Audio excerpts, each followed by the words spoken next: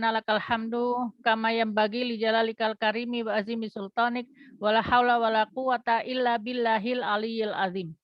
Segala puji bagi Allah yang sudah menurunkan banyak kenikmatan buat kita, tidak terhitung banyaknya.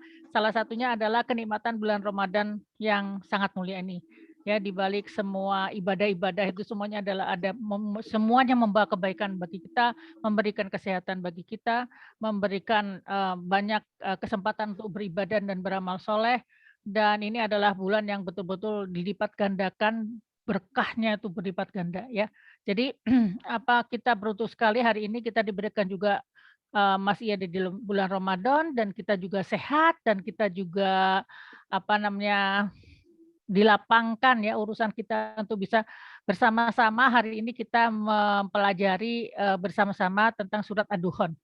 Sebelumnya saya juga terima kasih dan juga memberikan apresiasi buat teman-teman yang sudah hatam, ada yang sudah hatam Ad-Duhan ya Teh ini ya. Kayaknya datang ke sini deh peserta yang hatam. Betul. Ibu Villa ya, Bu Villa sudah menghatamkan ya. Selamat ya Bu Villa ya. Sekarang tinggal murojaah ya. Alhamdulillah, terima kasih Bunda Hani semuanya. Alhamdulillahirabbil Rabbana lakal hamdu ya dimudahkan dalam menghafal surat Ad-Duhan ini. Baik. Sekarang kita lanjut kepada materi kita hari ini. Ya, hari ini kita akan membahas tentang Bani Israel. Ya, Bani Israel. Ya. Jadi Bani Israel ini faddaltukum alal alamin. Ya, dia mempunyai banyak fadilah keutamaan ya dalam seluruh alam gitu. Dan apakah maksud daripada ayat itu? Kemarin kalau tidak salah ada yang bertanya tentang itu. Beliau Teh Mahani ya kalau nggak salah waktu yang bertanya ya. Tapi beliau belum hadir hari ini. Oke. Saya perkenalkan, saya juga untuk menyapa Teh Ninih Mutmainah, sahabat saya yang solehah, baik hati, tidak sombong dan rajin menabung. Ya. Aduh, minta maaf dulu ini murid yang sering absen, ya Allah, sok sibuk sebenarnya. Masya Allah. Maafin, sedang menyimak. Enggak apa-apa. Alhamdulillah semuanya punya porsi masing-masing. Dan mungkin kalau nanti saya juga punya slide-slide-nya ya, jadi Teh Ninih menjadi kemarin kata teman saya dan cerita kalau Teh Ninih kalau ceramah kadang suka sebut-sebut nama saya gitu. Jadi saya bahagia. Sering dulu saya. Jadi jangan di ini ya, jangan di BO ya murid yang satu ini. Enggak, nanti saya kasih minta buat Teh Tini ya untuk bisa mengirimkan materi-materi yang sekarang saya udah mulai tersusun materi-materinya, jadi mungkin bisa diulang lagi di rumah, dipelajari dan dijadikan bahan untuk disebarkan kepada teman-teman siapapun ya, Teh Nini juga. Jadi kita makin tambah lama tambah pintar dengan Al-Qur'an gitu. Dan kita mendapatkan berkahnya dari bangsa ini supaya bangsa ini menjadi bangsa yang betul-betul kuat di akhir zaman ini ya, insya Allah. Ya Allah, hanya sedikit yang bisa kita lakukan, tapi let's do it ya. Jadi, oke, kembali. Sekarang kita masuk kepada surat Ad-Duhan. Jadi Ad-Duhan ini kita sampai kepada ayat 29. A'udzubillahi minasyaitonirrajim. Bismillahirrahmanirrahim. Dengan nama Allah yang Maha Pengasih, lagi Maha Penyayang, yang Maha Baik, lagi Maha Bijaksana, yang Maha Pemurah, lagi Maha Memudahkan. Baik, kemarin ini sebetulnya kita sudah sampai ke ayat 29, tapi nggak apa-apa kita bahas sedikit lagi karena belum tuntas ya. A'udzubillahi minasyaitonirrajim. Bismillahirrahmanirrahim. Taika, mungkin slide-nya harus dibuat slide ya di dalam slideshow. Ya, baik. Fama bakat alaihimus sama'u wal ardu wa ma kanu munzarin. Dan sesungguhnya langit dan bumi itu tidak menangisi mereka. Ya, mereka itu siapa? Mereka yaitu Fir'aun dan kaumnya yang humul muhraqun, yang mereka adalah orang-orang yang ditenggelamkan di Laut Merah. Dan ini disebutkan di sini fama bakat alaihimus sama'u wal ardu. Dan tidaklah langit dan bumi itu menangisi kepergian mereka. Ya, biasanya orang yang meninggalkan ditangisi ya. Akan tetapi kematian daripada mereka yaitu Fir'aun dan sekutu-sekutunya itu, tentaranya itu tidak tidak sama sekali tidak ditangisi oleh langit dan bumi. Ya. Di dalam Ibnu Katsir disebutkan, ya maaf, wa ma kanu mundorin, dan sesungguhnya mereka adalah orang-orang yang tidak diberikan tangguh. Ya. Jadi di dalam sunatullah itu ada dua hal tentang masalah siksa atau azab itu ya. Yang tertulis dalam Al-Quran bahwa ada orang-orang yang diberi penangguhan, ya diberi penangguhan ila ajali musamma. Mereka ketika mereka berbuat kesalahan, bermaksiat, ya itu tidak langsung dihukum. Kenapa tidak langsung dihukum? Disebutkan Allah sendiri menyebutkan tentang sebabnya mereka itu tidak dihukum langsung agar mereka kembali, ya bisa bertaubat, diberikan waktu berpikir dan bertobat untuk bisa kembali kepada jalannya. Jadi Allah itu maha baik. Ya.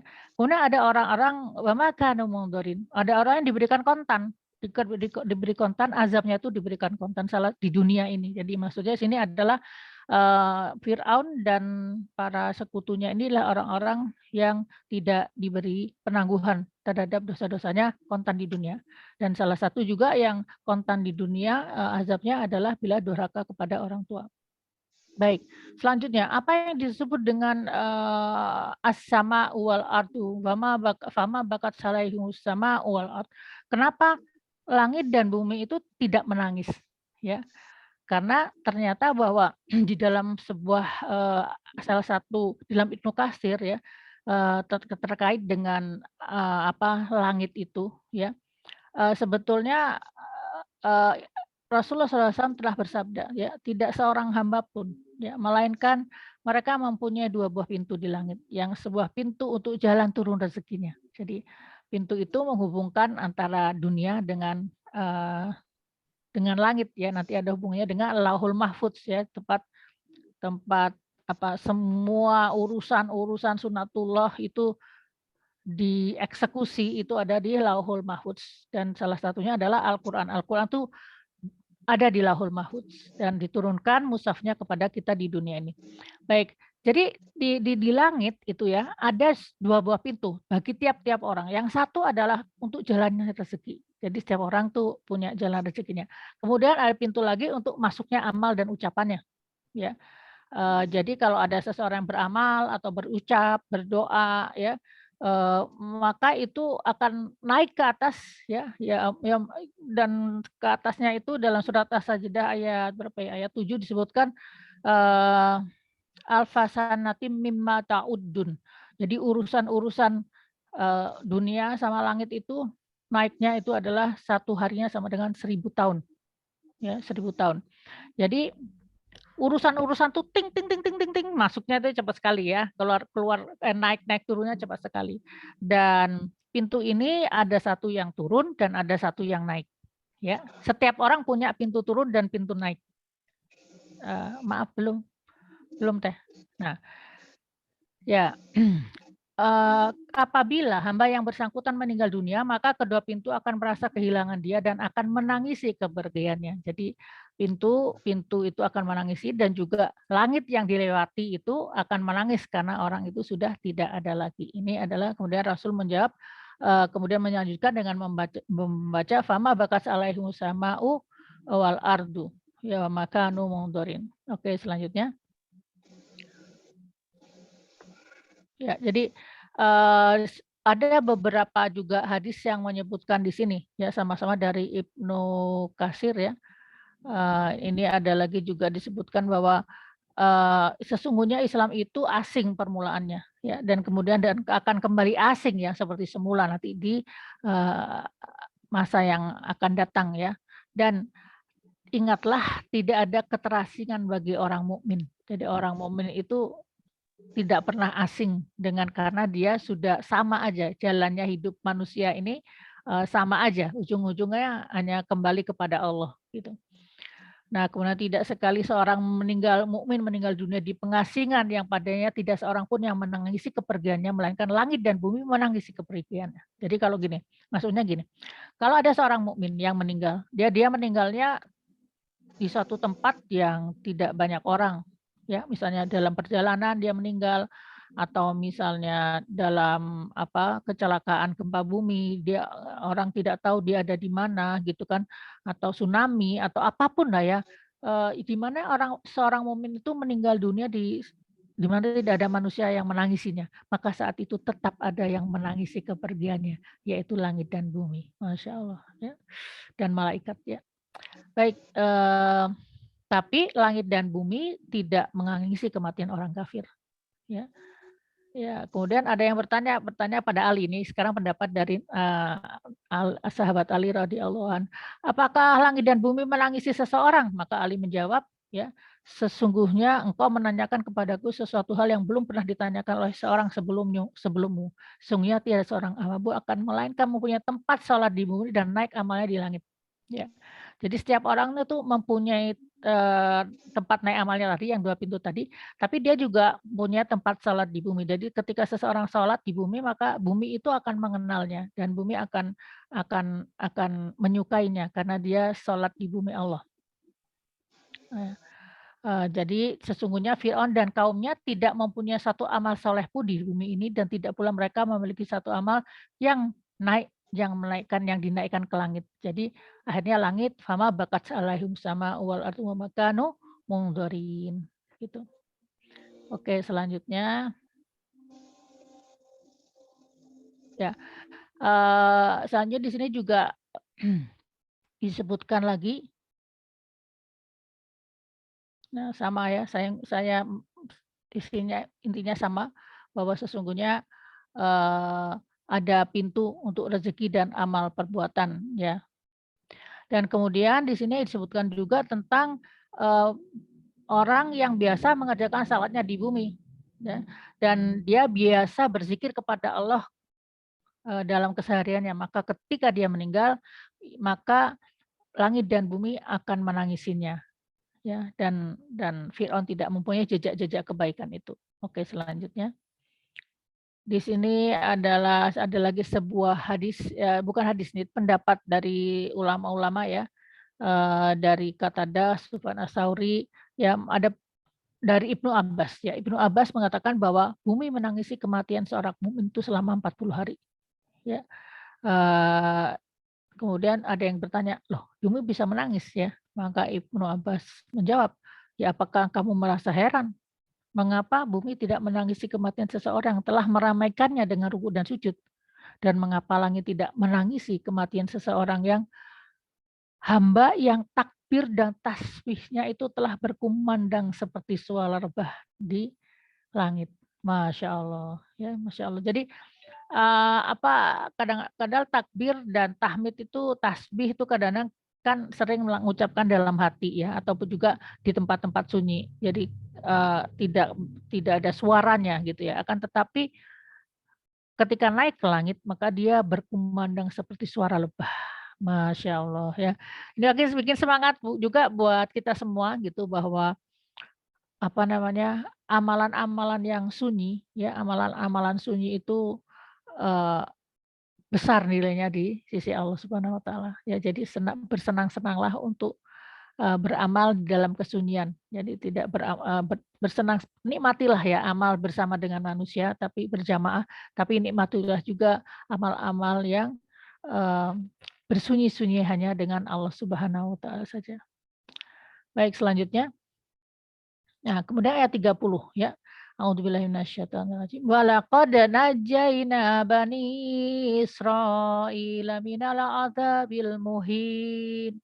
Dan sesungguhnya sungguh betul-betul bahwa kami ini telah menyelamatkan najjayna bani Israil ya min adzabil mubin dari siksa yang menghinakan ya, karena Bani Israel ini pada zaman ini adalah zaman Fir'aun. Fir'aun ini adalah Ramses kedua ya. Jadi Fir'aun itu adalah gelar bagi raja Farao di sekitar 1000 tahun ya, 1000 tahun sebelum Masehi itu. Jadi hidupnya Fir'aun itu sekitar 1300 sebelum Masehi, sebelum Nabi Isa alaihissalam. Dan zaman itu para raja Mesir itu mempunyai gelar yang namanya Faraoh atau Firaun. Dan itu ada beberapa Firaun ya, tapi Firaun yang kita sebutkan ini adalah menurut para ahli dia adalah Ramses yang kedua. Ya. Jadi Firaun ini dia yang menjadikan Bani Israel itu disiksa habis-habisan. Jadi Bani Israel itu dia dijadikan budak ya. Kemudian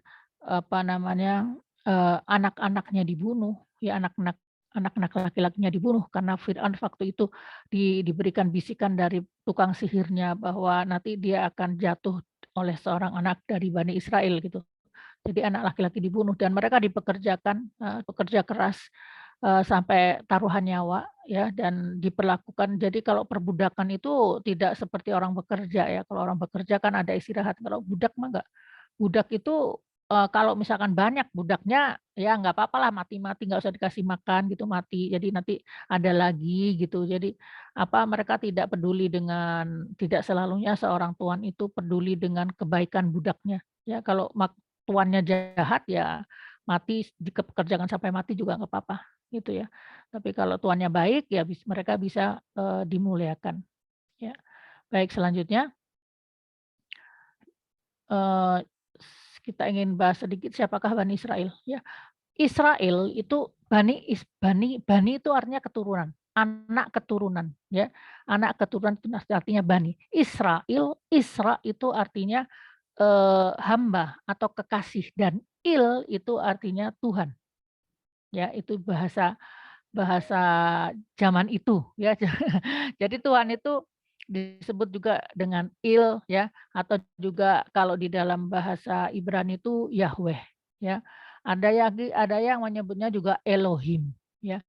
Tapi sebetulnya ada mirip-miripnya. Elohim itu kan tidak beda-beda dengan Allah ya. Maksudnya ada haknya juga ada vokalnya di depan. Jadi bahasa itu kan berproses gitu dan kita bisa melihat similarity dari bahasa-bahasa itu. Jadi Israel itu adalah hamba Allah atau kekasih Allah ya. Jadi makanya tuh mereka mencap dirinya sebagai kekasih Allah karena memang Israel itu artinya adalah hamba atau kekasih Allah gitu. Jadi mereka kemudian mengharfiahkan itu dengan bahwa mereka semua itu adalah kekasih-kekasih Allah. Padahal sebetulnya tidak seperti itu. Nah, tapi sebetulnya Israel itu siapa Israel? Jadi Bani Israel adalah anak keturunan Israel. Israel itu adalah Nabi Yakub ya. Nabi Yakub itu Nabi Yakub itu adalah bapaknya Nabi Yusuf. Ya, Nabi Yusuf yang terkenal dengan ceritanya ya ketika ya ini gambarnya ini ilustrasi ya. Mbak Hani dapat gambar dari mana? Ya ini dapatnya justru orang-orang dari Bible itu mereka itu mempunyai ya cerita-cerita yang mirip ya sangat mirip ya karena itu memang dari Tuhan yang sama ya. Dari Tuhan yang sama. Jadi Nabi Yakub ini memiliki 12 anak ya dari 4 orang istrinya ada Ruben, Simeon, Lewi, Yehuda ya ada Yehuda itu Yahudi ya. Ada Dan, ada Gad, ada Naftali, ada Asher, Isahor, kemudian Zebulon, Yusuf dan Benyamin ya. Dan jadi ceritanya kan Yusuf ini nanti akan dimasukkan di sumur oleh saudara-saudaranya yang nggak suka dengan Yusuf. Karena kenapa? Ya karena Yusuf ini disayangi sekali oleh Yakub karena Yakub pernah bermimpi bahwa Yusuf ini disembah atau dihormati oleh saudaranya yang 9 itu ya. 11 itu ya. Jadi setelah tahu takwil mimpinya bahwa memang Yusuf ini akan menjadi seorang nabi. Karena itulah Nabi Yakub sangat sayang kepada Yusuf ya, sehingga mereka tidak terima dengan itu dan mereka memasukkan Yusuf ke dalam lubang sumur yang tua yang tidak ada airnya dan diketemukan oleh musafir dan kemudian dijual ke Mesir dan kemudian menjadi raja. Yaitu itu awal mula dari Bani Israel. Ya, Bani Israel itu Bani Israel itu menetap di Mesir itu asal mulanya dari Nabi Yusuf ini. Oke, selanjutnya kita akan belajar sedikit tentang silsilah Nabi para Rasul ya, coba. Jadi kita lihat di sini itu ada Adam, Idris, Nuh ya. Nuh itu kemudian mempunyai anak Yafis dan Ham, kemudian ada Sam, ada Hud. Nah, Saleh, kemudian ada di sini ada masuk ke Nabi Ibrahim, ya. Nabi Ibrahim kita lihat tengah-tengah ada Nabi Ibrahim, ya. Nabi Ibrahim ini mempunyai 2 orang anak, yaitu yang benang merah itu, panah merah itu adalah garis keturunan dekat ayah dan anak yang rasul, gitu ya, rasul ya. Jadi Ibrahim ini punya anak Ismail dan Ishak. Kita lihat Ishak itu kemudian sebelah kiri di Nabi Muhammad SAW, ya. Ismail, maaf, Ismail itu akhirnya menurunkan Nabi Muhammad SAW dengan garis keturunan yang jauh, jadi dengan masa yang lama, ya. Kemudian yang dari Ishak, kita lihat dari Ibrahim, ya, kemudian Ismail Ishak, kita pasti kenal ya, Ismail Ishak itu kan saudara bersaudara, kemudian yang satu dari Hajar, yang satunya dari Sarah, ya. Dari Ishak itu punya anak namanya Yakub, ya. Punya anak namanya Yakub, dan kita lihat juga di sini bahwa Ibrahim dan Lut itu adalah saudara sepupu sebetulnya. Nah, kemudian Ishak tuh punya anak namanya Yakub, yaitu Nabi Yakub. Jadi yang berwarna, yang kotak yang berwarna itu adalah rasul-rasul. Jadi kita lihat bahwa rasul-rasul itu bersaudara, ya, bersaudara, punya garis yang sama, ya. Baik, jadi ini Ibrahim, Ishak, Yakub, ya. Yakub kita lihat, ya, kita lihat Yakub itu mempunyai 12 orang, ya. Yang ke 12 anak, yang ke kanan itu yang panah merah dia Yusuf, ya. Jadi anaknya yang paling pangais bungsu itu Yusuf, ya. Kemudian anak yang paling kecil namanya Bunyamin. Nah, ternyata Bunyamin itulah kemudian yang melahirkan Yunus, ya kan? Yang melahirkan Nabi Yunus, ya. Bunyamin sendiri bukan rasul, yang rasul adalah yang warna kuning hijau itu. Nah, kemudian kita lihat lagi Yakub. Yakub itu punya anak tuh. Tuh ada garis yang biru tuh, garis keturunan dekat ayah dan anak, tapi yang tidak selalu Nabi Rasul. Jadi anaknya bukan Nabi. Itu ada Isakhar, ada Syamun, ada Zebulon, Lewi, Rubin, ya, Yahuda, dan Asyir, Naftali, dan Gad. Itu ada semuanya, jumlahnya itu ada 10, ya. Kemudian ada, kita lihat ini dari Yahuda, ya, dari anaknya Yakub yang namanya Yahuda, turunlah Nabi Daud, tapi dari keturunan yang Nabi Daud, tapi keturunannya agak jauh, ya, bukan langsung anaknya. Kemudian Nabi Daud ini kemudian akan mempunyai anak Sulaiman, ya. Sulaiman, dan kemudian Sulaiman ini adalah salah satu nenek moyang juga Nabi Isa, ya. Nenek moyang dari Nabi Isa, dan juga Zakaria. Yang Zakaria ini Nabi Zakaria akan punya anak bernama Nabi Yahya, gitu. Nah, jadi kalau kita lihat, coba fokus kepada Yakub itu. Hampir semua nabi, rasul itu adalah anak keturunan dari Yakub atau anak keturunan dari Bani Israel. Ya. Oke. Nah, lihat baik-baik situ. Jadi yang bukan keturunan dari Bani Israel itu adalah Nabi Muhammad SAW, ya. Atau yang dari keturunan sebelah kiri ada keturunan dari Saleh, Nabi Saleh. Yang Nabi Saleh ini tadi nanti akan akan melahirkan keturunan, ya, anak keturunan yang ke arah Nabi sebelah kiri Syuaib, ya, Nabi Syuaib. Ya, begitu ya. Coba kalau kita lihat dari Nabi Yakub ini banyak sekali nabi-nabi, rasul yang rasul dulu ya. Kalau rasul tuh ada, kalau disebutkan ada 12 rasul yang dari generasinya Yakub Bani Israel itu. Coba kita lihat betul nggak 12 ya? Yakub, ya, bantuin saya, Yusuf, Yunus, Musa, Harun, maaf. Yakub, Yusuf, Yunus, Musa, Harun, Ilyasa, ya kan? Kemudian Daud, Isa, Sulaiman, Zakaria, Yahya, betul 12 ya. Jadi ada 12 rasul. Ya. Nah, ini baru rasul. Karena ada juga nabi-nabi. Ya. Mbak, apa sih bedanya nabi dan rasul? Ya. Sebetulnya intinya mereka sama dari Allah Subhanahu wa taala, mereka adalah utusan dari Allah. Hanya saja menurut ulama bahwa rasul itu membawa syariat baru. ya, membawa syariat baru, perubahan ya, sedikit ada perubahan. Kalau nabi tidak, nabi itu tidak membawa syariat baru, tapi nabi itu mengingatkan kembali dengan dia mengambil hukum-hukum dari nabi yang sebelumnya, ya, dari nabi yang sebelumnya. Oke, udah jelas ya kira-kira ya. Ada pertanyaan sebelum kita masuk selanjutnya? Boleh 1-2 pertanyaan sebelum masuk slide selanjutnya. Kalau tidak, saya teruskan lagi. Baik, teruskan Teh. Kita teruskan sekarang di sini. Oke.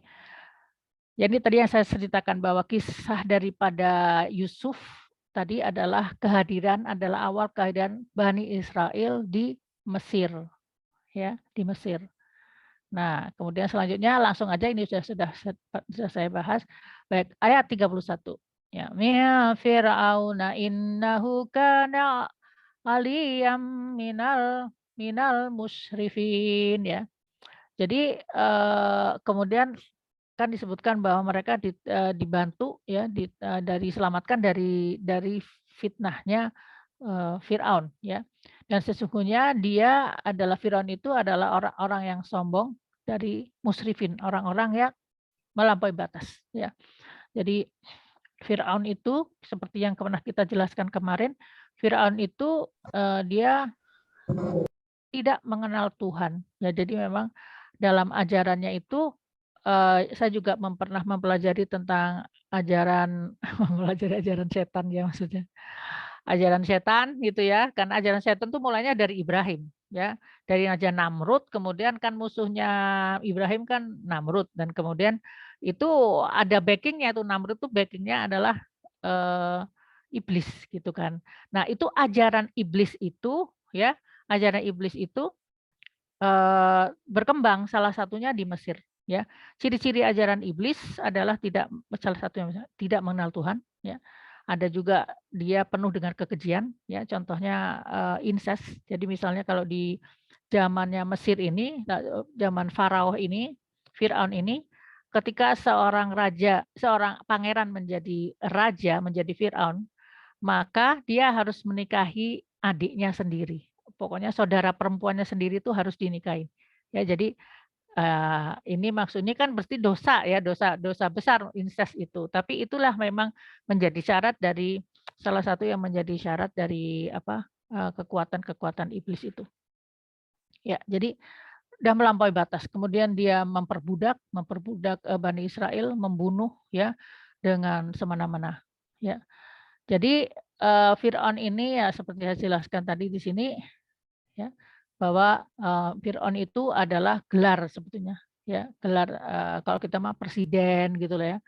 Presidennya siapa? Nah, kalau yang Nabi Musa ini dia diperkirakan adalah Ramses II yang hidupnya pada 1300 sampai 1200 sebelum Masehi.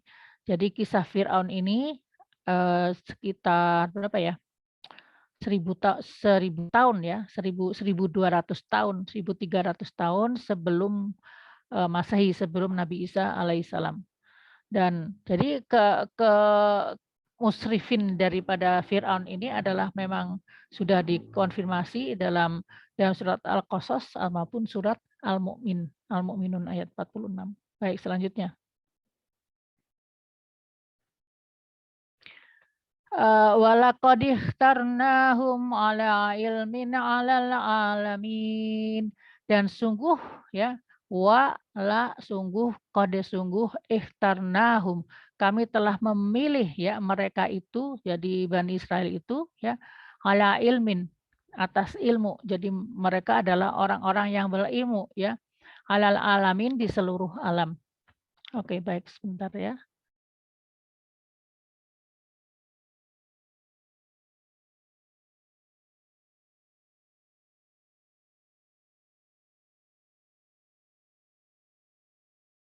Ya, baik. Jadi ini kita ketahui juga di dalam cerita kisah Rasulullah SAW bahwa kaum Yahudi itu juga yang dihormati. Ya, mereka adalah termasuk orang yang dihormati pada zaman Rasul karena mereka itu mempunyai kitab, mereka mempunyai Taurat. Mereka termasuk orang-orang yang mempunyai ilmu, ya, orang-orang yang dihormati, ya. Jadi memang betul, memang seperti itu ya orang Yahudi itu. Memang tapi orang Yahudi ini naik turun, ya. Jadi maksudnya ada saat di mana mereka ada sekelompok dari Yahudi yang memang soleh dalam arti apa namanya, memegang teguh ya kalimat tauhid, ya, dan menahan hawa nafsu, ya, dan berbuat kebaikan, bersujud kepada Allah dan menangis mendengar ayat-ayatnya. Itu sebagian dari orang Yahudi seperti itu. Tapi sebagian yang lain itu ada yang tidak seperti itu, ya. Kemudian juga ada faktor zaman. Ada zaman di mana mereka agak soleh gitu. Ada zaman di mana mereka memang bermasalah gitu. Dan itu nanti kita lihat ya, kita bahas disebutkan di dalam surat Al-Baqarah ya, dari ayat 47 sampai ayat sekitar 78 ya 79 itu mengisahkan tentang bolak-baliknya keimanan Bani Israel. Ya. Jadi sekarang ya ini kan ada yang banyak bertanya ya, walaqad ikhtarnahum ala ilmin alal alamin. Seperti apa sih mereka itu dipilih untuk dipilih lebih di dalam keilmuan dalam seluruh alam gitu ya, gitu. Apakah masih berlaku sampai zaman sekarang gitu kan, pertanyaan seperti itu ya. Baik, sekarang kita lihat dulu bahwa sesungguhnya yang dimaksud dalam ayat ini ya, dari Ibnu Katsir mengatakan bahwa ini adalah pada zaman mereka ya. Karena pertama fiil yang dipakai juga fiilnya fiil madi ya, sudah lampau ya.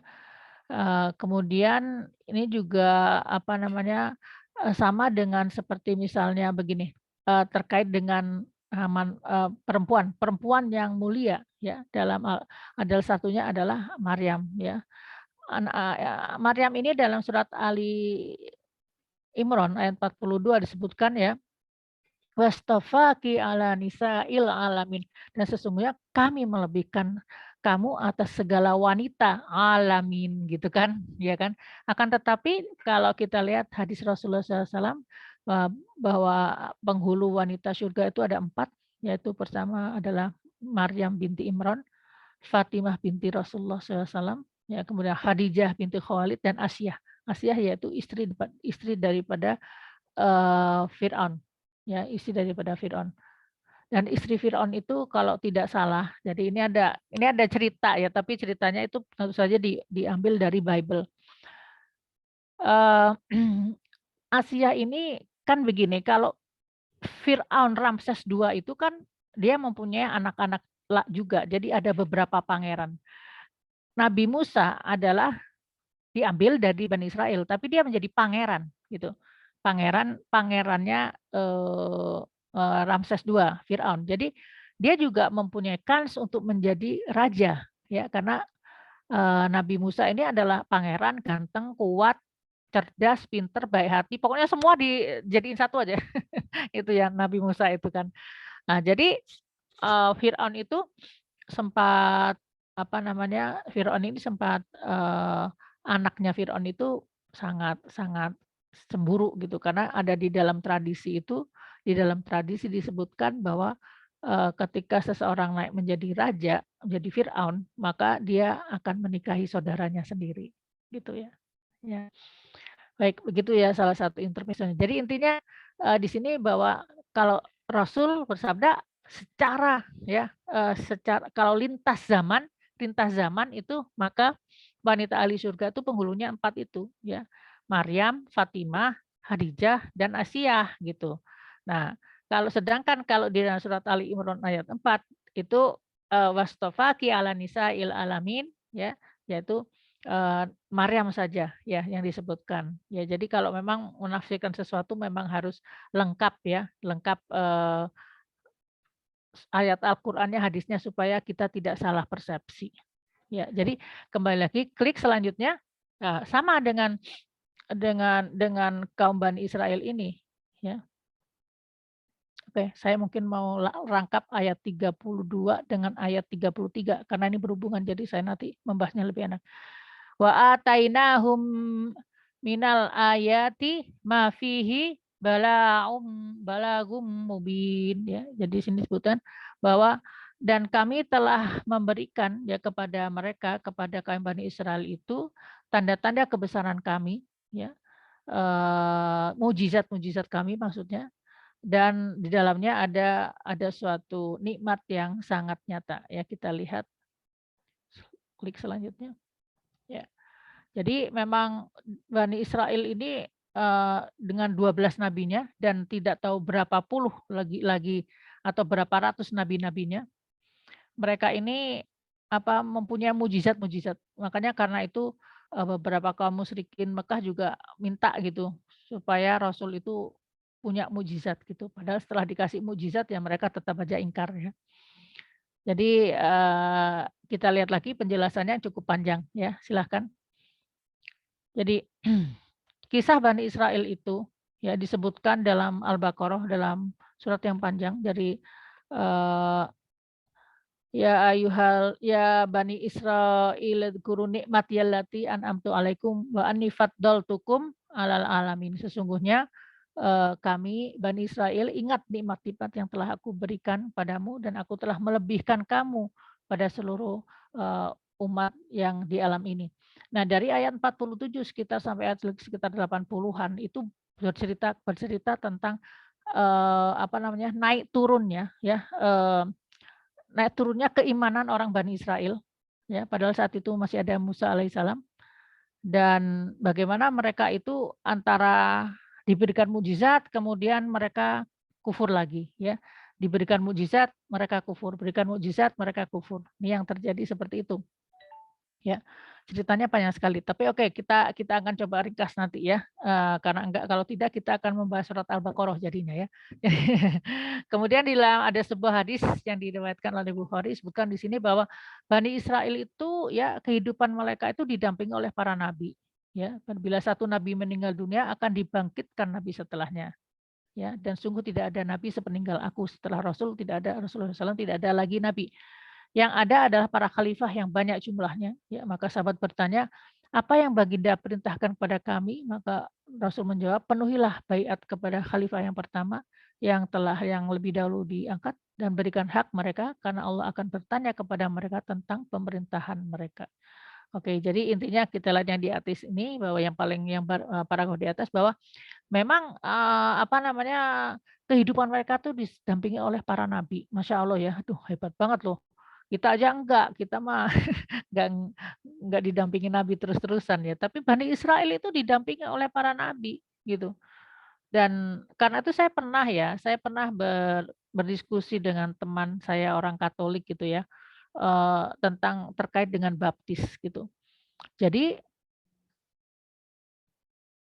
ada setiap nabi dari Bani Israel itu, ya, kalau dia kan setelah selesai masa tugasnya gitu kan, dia diberitahu oleh Allah masa tugasnya akan selesai, maka dia itu akan harus membaptis, ya, atau estafet gitu, ya, estafet ke kerasulan mereka kepada rasul atau nabi yang setelahnya gitu. Jadi selalu mereka itu bertemu. Ya, seperti Nabi Isa itu bertemu dengan Yahya.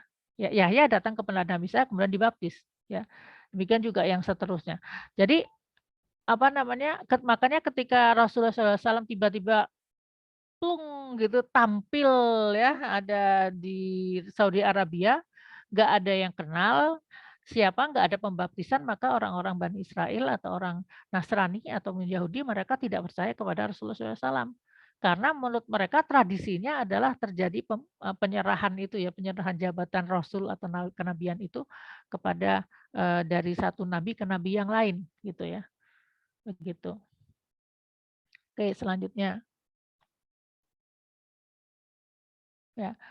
Dalam surat Ali Imran ayat 110 disebutkan, ya, kuntum khaira ummatin ukhrijat lin-nasi ta'muruna bil ma'rufi wa tanhauna 'anil munkar wa tu'minuna billah. Kalau amana ahlul kitabi lakana khairul lahum minhumul mu'minuna wa aktsaruhumul fasiqun. Ya.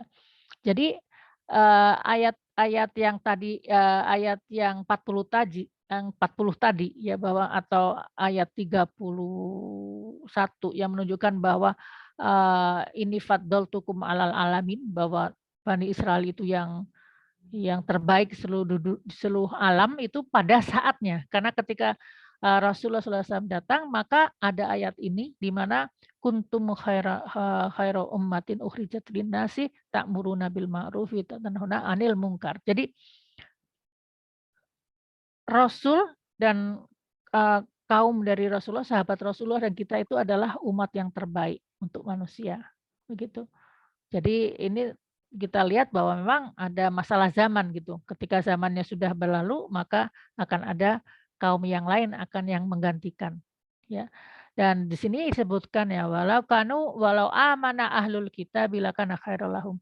Disebutkan bahwa kalau ahli kitab itu ya apabila beriman kepada Rasulullah SAW, maka mereka akan lebih baik lagi statusnya. Ya. Di dalam surat Al-Qasas disebutkan bahwa mereka akan mendapatkan 2 pahala, yaitu pahala dari amal soleh mereka, ya, dan yang kedua adalah pahala karena kesabaran mereka ketika masuk ke dalam agama Islam, mereka pasti akan diuji dengan kemarahan-kemarahan dari kaumnya, ya. Jadi pahalanya itu 2 kali lipat buat orang-orang ahli kitab yang masuk ke dalam agama Islam.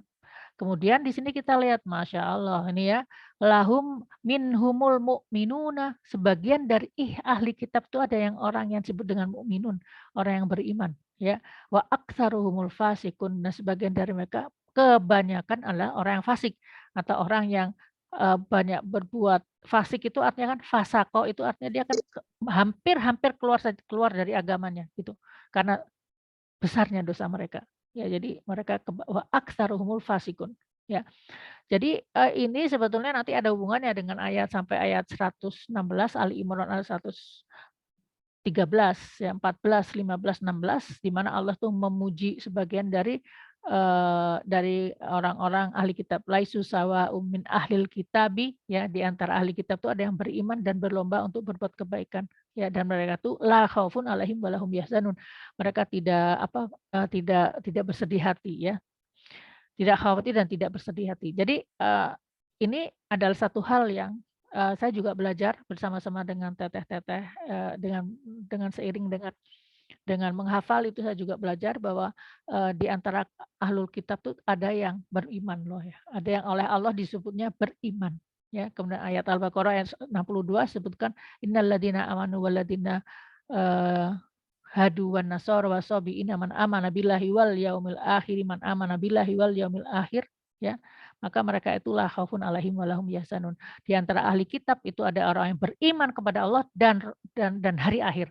Jadi keimanan mereka itu 2, bukan 6 seperti kita. Tapi keimanan mereka hanya 2 dan mereka itu adalah orang-orang yang dipuji oleh Allah dan nasibnya itu adalah terserah Allah karena tidak ada di dalam itu tidak ada apa namanya tidak ada garansinya gitu. Sedangkan kalau orang yang beriman dari kaum mukminin innalladzina amanu wa amilus solihati lahum jannatin tajri min tahtihal anhar kan begitu.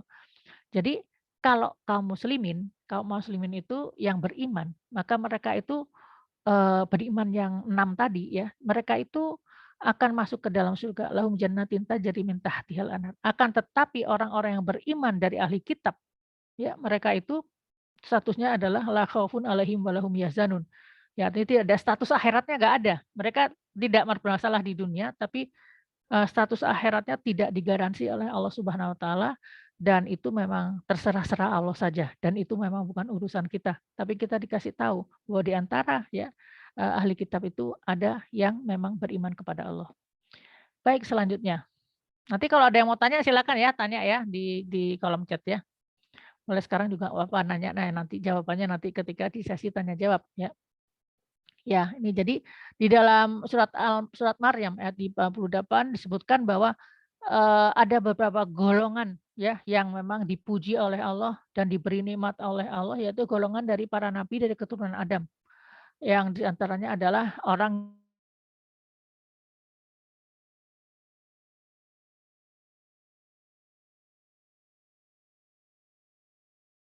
Israel atau Yakub. Nah, ayat ini tuh menunjukkan langsung loh ya, namanya itu Israel. Jadi ayat ini tuh tidak menyebutkan kata Yakub, tapi yang disebut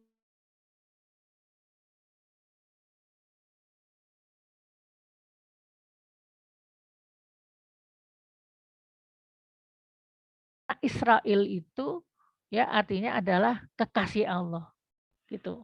Ya mungkin karena ibadahnya yang disukai Allah, kemudian Allah memberi nama Yakub itu Israel. Dan kemudian ternyata ke bawahnya itu terkenalnya dengan Bani Israel. Dan mereka itu ada dari orang-orang yang telah, maaf sebelum teh, mereka itu adalah orang yang telah kami beri petunjuk dan telah kami pilih ya. Nah, ini nikmat dari Allah Subhanahu wa taala dan mereka adalah orang-orang selalu tunduk dan sujud dan menangis kepada Allah Subhanahu wa taala. Jadi ini di sini menunjukkan bahwa rentang zaman. Nah, ini kemarin saya juga sempat memberikan sedikit pencerahan kepada grup tilawah di sekitar rumah saya ya. Yang ada sebagian terkejut ketika saya membacakan ayat-ayat seperti ini gitu ya. Artinya orang banyak berpikir bahwa yang paling soleh itu adalah yang masuk surga adalah kaum muslimin saja. Kaum muslimin yang beriman di antara kaum muslimin gitu ya. Akan tetapi sebetulnya tidak. Zaman ini kan rentangnya jauh sekali. Kita ada zamannya Nabi Muhammad SAW yang ke-25 zamannya yang bungsu ya, Rasul yang paling bungsu gitu. Jadi sebelum Rasul-Rasul itu ada orang-orang yang memang hebat-hebat ya, memang orang-orang soleh ya. Seperti halnya misalnya di dalam surat Al-Waqiah kan disebutkan ya tentang as-sabiqun as-sabiqun ulaikal muqarrabun fi jannatin naim sullatum minal awwalin ya wa qalilum minal akhirin kan begitu. Kalau surat Al-Waqiah itu. Jadi orang-orang muqarrabun itu justru kebanyakannya dari orang-orang yang zaman dahulu ya, zaman dahulu ya. Qalilum minal akhirin, sedikit di antara zaman yang sekarang. Ya, jadi ini artinya menunjukkan bahwa menunjukkan bahwa ayat ini menunjukkan bahwa kemuliaan dari suatu kaum itu memang estafet gitu ya, estafet gitu ya. Dan yang terakhir memang Bani Israel, kemudian setelahnya adalah kuntum khairan ummatun ya kita. Ya, kita ini adalah yang estafet terakhir yaitu umat yang terbaik. Oke, selanjutnya. Ya. Kemudian ada yang bertanya, mengapa Bani Israel dimuliakan Allah pada zamannya? Ya, pertama, karena banyak nabi dan rasul dari kaum Bani Israel yang seperti saya ceritakan bahwa ada 12 totalnya rasul dari Bani Israel. Yang pertama adalah Israel sendiri atau Nabi Yakub, Nabi Yusuf, Nabi Musa, Nabi Harun, Nabi Ilyas, Nabi Ilyasa, Nabi Yunus, Nabi Daud, Nabi Sulaiman, Nabi Zakaria, Nabi Yahya, dan Nabi Isa. Ya, Nabi Isa itu orang Yahudi loh. Ya, Nabi Isa itu orang Yahudi, Bani Israel. Jadi maksudnya kalau misalnya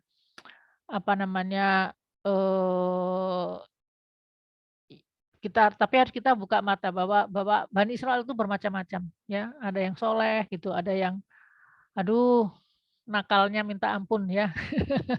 Ini jadi ada 12 nabi dan 12 rasul dan di antara itu ada nabi-nabi ya, ada nabi-nabi. Ada Nabi Samuel, kan nggak pernah dengar kan Nabi Samuel, padahal di tafsir ada itu. Nabi Samuel ya, ada nabi-nabi yang kita tidak tahu ya. Dan mungkin kita bahkan bisa mengetahui namanya saja dari Bible ya, karena di Bible itu kan mereka lebih dekat ya antara Nabi Isa dan Nabi Musa. Jadi mereka generasinya lebih dekat. Itu ada cerita-cerita tentang nabi-nabi yang namanya mungkin kita nggak kenal karena namanya memakai bahasa mereka ya. Kayak Yusuf itu Yosef gitu kan. Kemudian Yakub itu Jacob begitu. Jadi beda gitu, beda pronunciation-nya ya. Kalau Sulaiman itu Solomon ya. Tapi sebetulnya pada intinya mereka itu adalah sama nabi-nabi Allah juga. Oke, selanjutnya. Ya. Jadi yang kedua, kenapa dia dimuliakan? Yang kedua, yang tadi disebutkan dalam ayat 33 bahwa mereka tuh mendapatkan balaul mubil. Jadi mereka mendapatkan banyak banyak mukjizat gitu yang nyata gitu ya. Salah satunya contoh ada saja adalah mereka diselamatkan dari Firaun ya dengan kondisi mereka itu yang budak dan kemudian dibunuhin anak laki-lakinya, otomatis populasi laki-lakinya juga menjadi berkurang kan. Tapi dengan izin Allah dikirimkanlah seorang rasul Nabi Musa alaihissalam dan mereka bisa terbebas dari kekejaman dari Firaun. Dan ini tidak lepas dari peran Allah Subhanahu wa taala. Karena kalau tidak ada Allah nggak mungkin. Nggak mungkin ada Musa turun, tidak mungkin Musa membelah lautan, tidak mungkin mereka kuat sampai 40 tahun mereka mengembara di gurun Sinai ya. Itu semuanya adalah karena karunia Allah semata. Baik, yang ketiga itu adalah Allah memberikan mukjizat laut terbelah. Ya, mukjizat laut yang terbelah ini adalah sesuatu yang tidak lazim ya. Sampai sekarang pun ya kita tidak bisa memahami bagaimana laut bisa terbelah gitu kan. Dan yang unik sekali bahwa di dalam ayat yang kemarin minggu lalu kita sebutkan bahwa sesungguhnya Musa itu ketika dia sudah lewat ya dari laut itu menyeberang laut, Musa ingin menutup air itu kembali, air laut kembali agar supaya ada laut di antara Firaun dan Musa ya. Musa tidak ingin membunuh ya Firaun, tapi Allah memerintahkan kepada Musa untuk tetap mengangkat tongkatnya. Artinya minta supaya Musa menahan untuk jangan menutup air laut itu. Dan ketika saatnya Firaun masuk karena wah kok nggak nutup-nutup nih, wah berarti itu untuk kita juga. Jadi akhirnya masuklah si Firaun ini dan kemudian laut itu Allah memerintahkan Nabi Musa untuk menutup ya laut itu dan mereka innahum humul mughraqun. Mereka adalah orang-orang yang ditenggelamkan oleh Allah ya. Jadi kalau nggak ada Allah nggak akan mungkin ya mereka itu. Jadi mereka tuh dapat banyak sekali mujizat-mujizat yang sangat nyata. Selanjutnya yang keempat. Yang keempat adalah Allah menurunkan Taurat kepada mereka ya. Jadi kan tidak semua jadi kalau seorang rasul itu biasanya seorang rasul itu memberikan sahifah ya, ada sahifah-sahifah gitu. Tapi tidak semuanya juga diturunkan satu kitab gitu loh. Nah, sedangkan Bani Israel ini mereka ini adalah orang yang dikarunia Allah dengan Taurat. Jadi Taurat itu sangat rinci ya. Sehingga kalau kita lihat hukum-hukum dari Taurat itu bahkan sebetulnya lebih detail daripada hukum-hukum dalam Islam. Maksudnya bukan detail tapi lebih berat maksudnya. Jadi syariatnya itu lebih berat untuk mereka. Mereka tuh nggak boleh ya makan daging yang berlapis dengan lemak. Jadi nggak boleh makan iga ya. Sop iga itu nggak boleh ya. Yang haram hukumnya. Mereka tidak boleh mencampurkan susu ya dengan makanan lain. Jadi mereka nggak boleh bikin lasanya. Ada marina nggak di sini? Nggak boleh kalau buat mereka lasanya tuh nggak boleh. Ya, susu nggak boleh dicampur. Padahal di dunia barat sekarang ini susu sudah menjadi bahan campuran dari makanan-makanan mereka yang pada umumnya. Ya. Jadi ini suatu keranda kasih sayang Allah tuh menurunkan Taurat. Yang pertama memang Ten Commandment ini ya, 10 perintah Allah ini, kemudian tapi setelahnya diturunkan Taurat berangsur-angsur dan memang saya pernah membaca Taurat ya, memang belum nggak selesai, tapi saya lihat apa sih Taurat itu seperti apa gitu. Ada tentang penciptaan Allah, yaitu di dalam bab Genesis misalnya gitu, penciptaan alam semesta. Naudzubillah min dzalik. Bukan ciptaan Allah bagaimana Allah menciptakan ya makhluk-makhluknya itu. Dan cukup detail ya di dalamnya ya.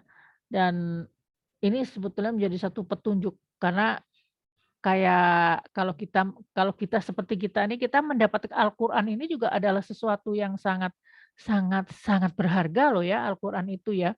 Karena Al-Qur'an itu benar-benar menjadi petunjuk buat kita. Al-Qur'an itu bukan hanya petunjuk untuk mengenal kita kepada Allah itu dengan Al-Qur'an. Karena kalau siapa lagi yang bisa menjelaskan dirinya kalau dirinya bukan Allah itu sendiri gitu.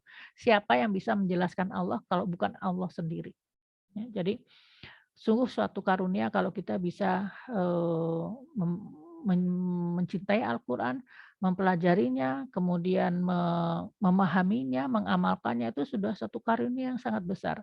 Saya juga merasa kadang-kadang tuh, aduh saya umur segini ya baru tahu Quran itu pun ya belum selesai. Tapi kalau melihat betapa betapa bernilainya Al-Quran itu saya pikir tidak ada yang terlambat. Ya. Baik, yang kelima itu adalah terkait dengan ini, waduh ini maaf judulnya saya kelupaan ya.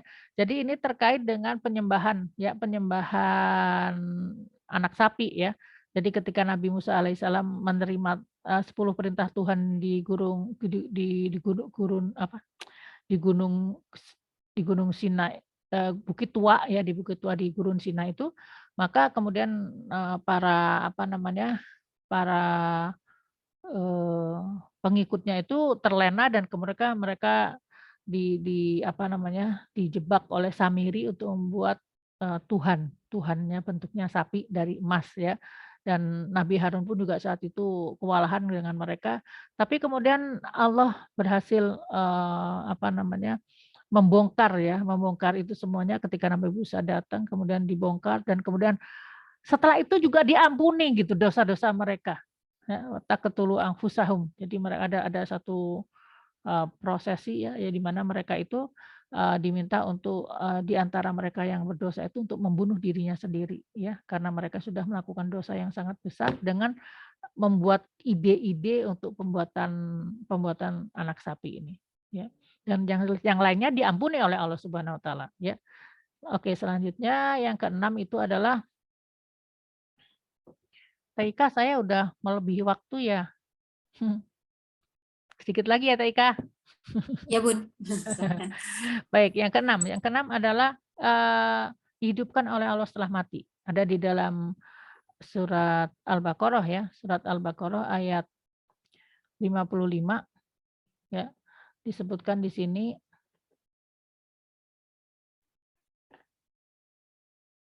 oke.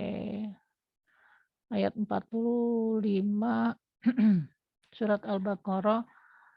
Tini ingat nggak Tini? Nah, 55 itu wa'id kultum Musa lan nu'mina laka hatta narallaha jahrah fa akhadatskumus sa'iqatu wa antum tandurun. Dan ingat Musa, ya, ingatlah Bani Israel ketika kamu berkata kepada Musa bahwa kita tidak akan ya lanu minalaka kami tidak akan percaya kepada engkau wahai Musa sampai kami melihat Tuhan ya. Wah, ini kacau memang. Jadi nggak mau percaya kalau nggak lihat Tuhan ya. Kemudian fa'akhadatskumus sa'iqatu, maka kemudian halilintar menyambar mereka dan mereka dan kamu menyaksikan halilintar itu ya. Kemudian summa ba'atsnakum min ba'di mautikum la'allakum tashkurun. Kemudian kami membangkitkan kamu setelah kamu mati dan agar kamu bersyukur. Jadi ini sebetulnya Masya Allah, saya juga amazing ya dengan cerita dari Bani Israel dengan Allah ini ya, karena hubungan mereka dengan Allah tuh sangat dekat ya. Dengan ada Musa di antara mereka, tapi hubungannya tuh dekat sekali dan kadang-kadang kurang ajar gitu kalau menurut saya gitu kan. Macam-macam. Jadi di sini memang ini mungkin mereka terinspirasi dari Nabi Musa ya. Karena Nabi Musa waktu itu ingin melihat Allah ya. Kemudian Nabi Allah berfirman, lihat itu gunung tuh. Kalau gunung itu tegak ya. Kalau gunung itu masih tegak ketika saatku datang, maka kamu bisa melihat aku. Gitu. Ternyata gunung itu ketika Allah datang ya Musa pingsan. Nah, kemudian Musa pingsan dan kemudian Nabi Musa akhirnya diberi yang lain yaitu berbicara dengan Allah secara langsung, Masya Allah ya. Nah, ini kayaknya ini niru atau gimana nih, tapi beda hati maksud saya itu. Beda hati. Jadi kalau Nabi Musa alaihissalam itu memintanya kepada Allah itu dengan kerendahan hati ya. Sama halnya dengan Nabi Ibrahim yang ketika bertanya kepada Allah tentang bagaimana engkau menghidupkan yang mati. Dan kemudian Allah meminta Nabi Ibrahim untuk mencacah empat ekor burung dan kemudian dicampur, kemudian taruh di 4 penjuru dan kemudian dibangkitkan. Nah, itu kan sebetulnya kalau kita bilang juga pengen supaya tambah berimannya kata Nabi Ibrahim, dan itu dikabulkan, tidak dihukum. Ya, Nabi Ibrahim tidak dihukum. Kemudian Nabi siapa yang meninggal 100 tahun, Nabi Uzair. Nabi Uzair juga meninggal 100 tahun ya, mati 100 tahun dan dihidupkan lagi gitu. Nah, ini mirip dengan Nabi Uzair kalau menurut saya gitu. Tapi ini semuanya sebetulnya masalah hati ya. Ada juga yang kayak Al-Maidah itu loh, yang murid-muridnya Al-Hawariyun yang minta hidangan dari langit kepada Nabi Isa alaihissalam. Dan diturunkan hidangan itu dan dikasih nama surat Al-Maidah dan tidak dihukum. Ya, pada intinya apa sih sebetulnya? Intinya Allah mungkin melihat ada kesombongan atau tidak di hati orang tersebut dengan permintaan yang mirip yang sama gitu. Nah, ini di sini kalau Nabi Musa itu pingsan, kalau ini pengikut Musa ini ada yang minta melihat Allah, maka matilah mereka ya. Summa ba'atsnakum, kemudian kami bangkitkan mereka ya, la'allakum tashkurun. Jadi dibangkitkan ya, tapi kamu bersyukur, kasih kesempatan untuk bersyukur. Kalau enggak mati beneran gimana? Mati beneran ya diterima atau tidak oleh Allah ya, tidak tahu bagaimana nasibnya. Mendingan dihidupkan lagi kemudian la'allakum tashkurun gitu. Jadi ini kita lihat ya, kalau kita lihat bagaimana Allah itu berinteraksi dengan Bani Israel itu memang spesial kalau menurut saya karena banyak mukjizatnya. Selanjutnya yang ketujuh, memberikan naungan ya, memberikan naungan kepada mereka ketika mereka itu kan berkelana ya ceritanya. Jadi mereka tuh berkelana karena mereka dihukum oleh Allah, karena mereka menyembah sapi itu ya. Jadi kemudian oleh Allah karena mereka membuat membuat dosa yang besar, maka Nabi Musa diminta menemani mereka untuk menjalani hukuman. Ya Nabi Musa ini baik banget ya Allah. Yang dihukum Bani Israel tapi Nabi Musa harus ngiring jadi harus mengasuh mereka ya.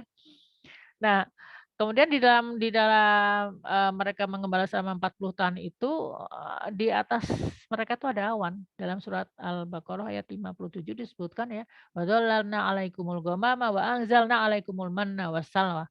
Dan sesungguhnya kami selama 40 tahun itu mereka ada di dalam naungan awan dan kami menurunkan kepada mereka manna dan salwa. Manna dan salwa itu adalah sejenis burung dan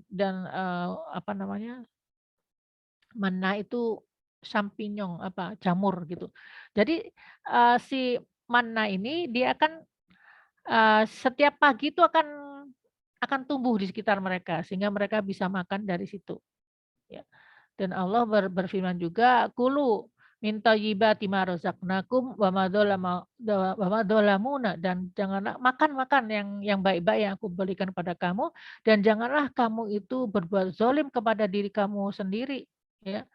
Walakin kanu anfusahum yadlimun. Kamu jangan zalim sama diri kamu sendiri ya karena sebetulnya dosa itu adalah akan menzalimi diri sendiri. Ya. Dosa itu menzalimi diri sendiri. Dosa itu tidak mengurangi dosa manusia, tidak mengurangi apapun dari Allah Subhanahu wa taala, ya. Tapi dosa manusia itu akan menjadi masalah buat dirinya sendiri, ya. Kan disebutkan dalam satu ayat disebutkan bahwa man amila sholihan falinafsih wa man asaa fa 'alaiha. Barang siapa berbuat baik, maka kebaikan itu akan kembali kepada dirinya. Apabila seseorang berbuat keburukan, maka keburukan akan melingkupi dirinya. Ya, jadi kalau zolim, kalau berdosa itu ya zolim kepada diri sendiri pada intinya. Oke, selanjutnya yang ke-8. Ya, masuk ke Baitul Maqdis. Ya. Nah, ini kemudian satu ketika mereka mereka kan ingin makan yang enggak cuman mana dan salwa ya. Dan kemudian Allah mengizinkan mereka untuk masuk ke dalam sebuah kota. Di sini sebutnya ada yang mengatakan di sini ada Baitul Maqdis, ada juga yang mengatakan ini kota Jericho, walau alam. Tapi intinya mereka tuh masuk ke dalam sebuah kota dan untuk masuk ke dalam kota itu ya, dalam ayat 58 surat Al-Baqarah disebutkan bahwa mereka itu ada syaratnya masuk itu. Wa id qulna hulu hadhil qaryata fakulu minha haitsu syi'tum ragadau wa dakhulul baba sujada wa qulu hittatun naghfir lakum khotoyakum.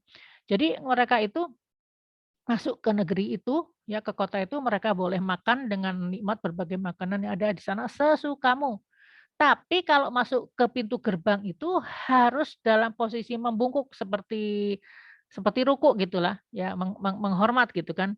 Membungkuk dan mengatakan waqulu dan katakan hittatun naghfir lakum khotoyakum. Ya Allah, bebaskan kami dari dosa kami. Jadi suruh istighfar.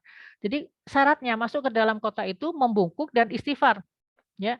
Maka saat itu naghfir lakum khotoyakum, maka aku akan mengampuni kesalahan-kesalahanmu ya. Dan kemudian juga wasanazidul muhsinin dan kami akan memberikan lebih lagi bagi orang-orang yang berbuat baik ya.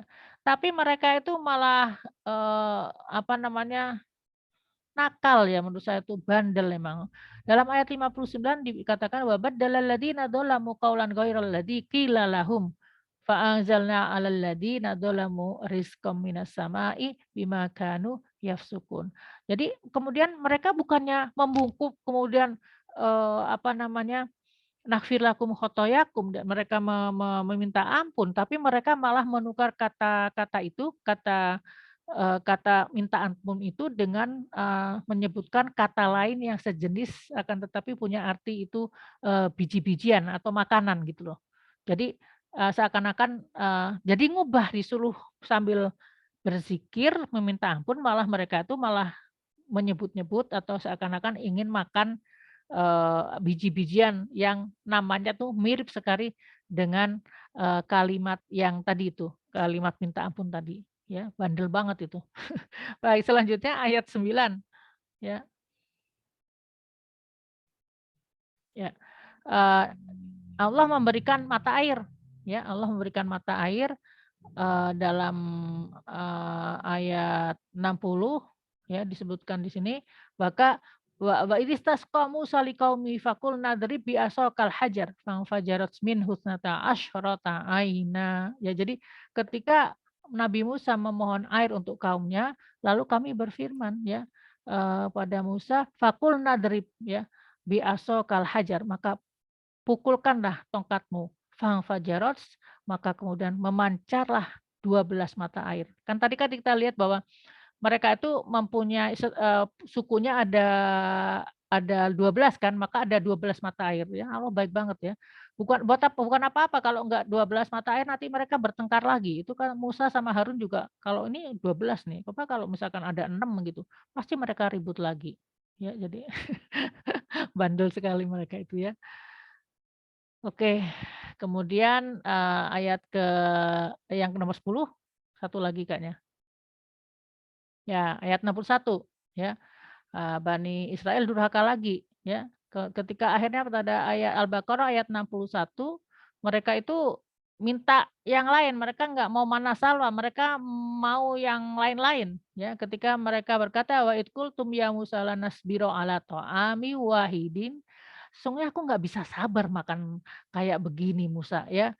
Maka fada'u lana rabbaka adalah mintain ya sama Tuhan ya. Yukhrij lana min tumbitul ardu mim baqliha wa qithaiha wa fumiha wa adasiha wa basaliha. Ya. Jadi mintain sama Tuhan kamu Musa supaya mengeluarkan makanan yang lain. Kami ingin sayur mayur, pengen mentimun, bawang putih ya, kacang-kacangan dan bawang merah. Ya, kemudian Nabi Musa menjawab ya, astatabdilunalladzi huwa adana billadzi huwa khair. Kamu tuh udah dikasih yang bagus loh. Burung-burung dan juga jamur, tapi minta yang lain lagi ya. Kalau misalkan begitu ihbitu misran fa innalakum ma sa'altum. Kalau gitu masuk aja ke dalam kota ya. Karena sebetulnya di dalam kota itu kan ada izinnya, ada prosedurnya kalau mau seperti itu. Maka kemudian Allah mengatakan di sini waduribas alaihimud dzillatu wal maskanatu wa ba'u bighadabim minallah. Dan kemudian Allah menurunkan kenistaan dan kemiskinan dan mereka mendapatkan kembali godab dari Allah Subhanahu wa taala. Ya. Itu kenapa? Karena mereka dzalika bi annahum kanu yakfuruna bi ayatillah. Karena mereka itu kufur dengan ayat-ayat Allah dan banyak ketulunan nabiyyin bighairil haq. Mereka membunuh para nabi dengan tanpa alasan yang benar. Dzalika bima asau wa kanu ya'tadun, dan sesungguhnya mereka itu adalah durhaka dan mereka melampaui batas. Ya. Oke, jadi inilah slide selanjutnya kayaknya udah selesai ya Taika ya.